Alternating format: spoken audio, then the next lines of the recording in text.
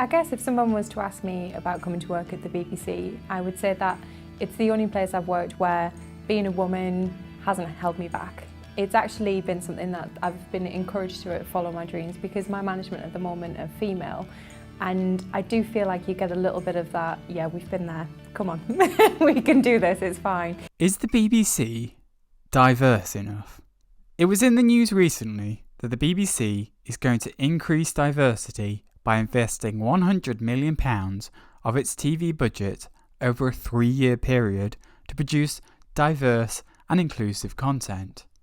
So does the BBC represent the races, disabilities, genders, social class and political opinions of the general population? Or is there a bias towards one particular group? The BBC specifically has had a diversity and inclusion strategy since April 2016 to promote an organisation that reflects its audiences. Their aim was by 2020 to have a workforce at least as diverse, if not more so, than any other broadcaster. A report from 2019 suggests the makeup and pay of the BBC staff is as follows: 47.9% women. That compares to 39% in the general population, and 34% of this parliament are women. So more women are working for the BBC than working in the UK as a whole, but Parliament is the least representative of the three. 43.8% of those women are in leadership roles. That compares to 37% of women in 2018 who were functional managers or directors in the UK as a whole, and the 27% of the cabinet who are women. So again, more female leaders in the BBC than in the general population of the UK, and much fewer represented in the cabinet. The BBC has a ratio of 60-40, earning above £150,000 per year in favour of men. The Times reported that in the general population, that ratio is 200-40 in favour of men, so well above the UK population as a whole. In 2019, the gender pay gap in the UK was 17.3%, while in the BBC it was just 3%. People from BAME backgrounds make up 15.3% of staff. That compares to 11% of the UK population according to the 2011 census. And 10% of MPs are BAME, so there's more BAME people in the BBC than the population as a whole or Parliament. LGBT people made up 10.8% of the BBC.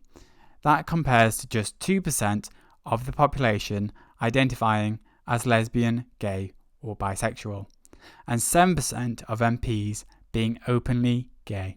31% of senior leaders in news and current affairs attended private school in the BBC. That compares to just 27% of Parliament, and in 2010 in England, that figure was just 7.2%. In March 2018, the BBC said 10.4% of its workforce were disabled.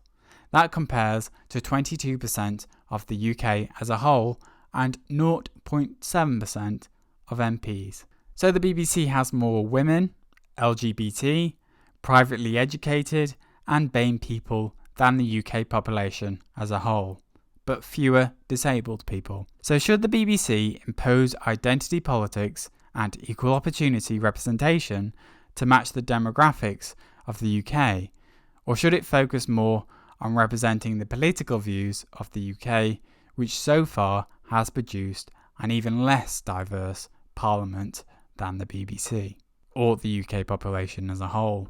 The problem is a democracy requires a majority, and that tends to make it harder to represent minorities.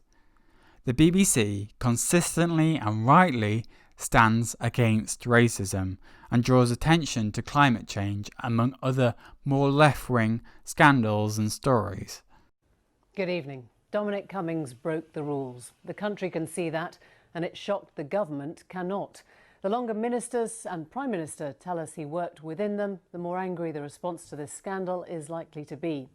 He was the man, remember, who always got the public mood, who tagged the lazy label of elite on those who disagreed.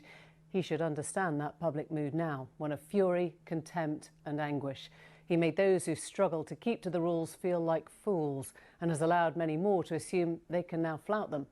The Prime Minister knows all this, but despite the resignation of one minister, growing unease from his backbenchers, a dramatic early warning from the polls and a deep national disquiet, Boris Johnson has chosen to ignore it. Tonight we consider what this blind loyalty tells us about the workings of Number 10. We do not expect to be joined by a government minister, but that won't stop us asking the question. But they have also made mistakes biased towards the right of politics. For example, political editor Laura Kuenssberg suggested the outcome of the postal vote was out of favour for Labour prior to voting day in the election in 2019. The postal votes, of course, have already arrived. The parties, they're not meant to look at it, but they do kind of get a hint. And on both sides, people are telling me that the postal votes that are in are looking pretty grim for Labour in a lot of parts of the country.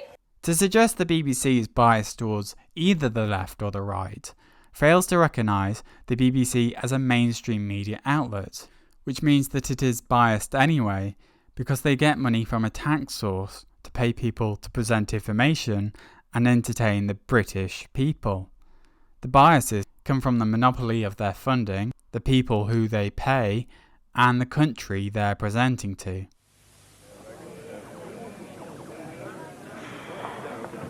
And what can I get you, sir? Oh, give me a gin and tonic. No, make that a double, I need it. I just bought my television license. Ah. God, 58 quid. I ask you, 58 quid for the privilege of sitting in your own home, watching your own television set. It's diabolical. I mean, what's the BBC ever given us for 58 quid? The source of income by licence fee relies on government approval and public consensus. They have to justify the people they pay to that source and often make the excuse that as long as they have enough people biased towards either side of politics, they remain impartial. Here in rural Oregon, carrying a gun is a way of life. Then they present to the British people, so British media tends to have a British bias. It is against the US Second Amendment, the right to bear arms, and is anti-Russian, for example. There's a big dislike that you find of both the main party leaders, and that's been a problem we've heard particularly from Labour candidates who hear again and again people just aren't convinced by Jeremy Corbyn. But Boris Johnson also has got a problem with trust. There's nothing new in suggesting that he's always got a bit of an unusual relationship with the truth. And the question about who you can really believe has definitely been a big part of this campaign. What I don't understand though is if they're trying to be impartial, why did they just have one political editor in Laura Kuenssberg? I mean, sure, they have Vicky Young and Norman Smith and other correspondents, but it's mostly Laura when interviewing has to be done or dramatic political news hits. And although she tries to present both views in her analysis, it's still just one form of analysis from one voice. The other problem is that everybody seems so scared of complaints and criticism to approach or debate the subjects of racism, sexism and homophobia, etc. I understand that there's the view that bigots can't be debated. If you hate people, you hate people.